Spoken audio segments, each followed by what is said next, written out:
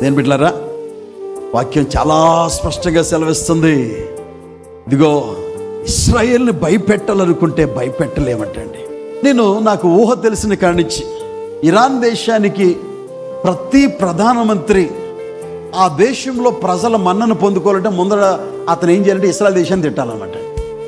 వాళ్ళకి నీళ్ళు ఇవ్వకపోయినా పర్లేదు, పాలు ఇవ్వకపోయినా పర్లేదు, ఏమి చేయకపోయినా పర్లేదు, వాడు పొద్దున లేచి ఇశ్రాయేల్ దేశాన్ని తిట్టాడంటే జై అంటాడు.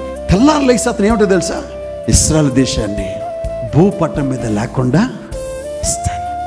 ఈ మాట ఈరోజు కాదు, కమీనే కాదు, అహ్మద్ నిజాని ఒక ఉండేవాడు ప్రైమ్ మినిస్టర్, చనిపోయాడు.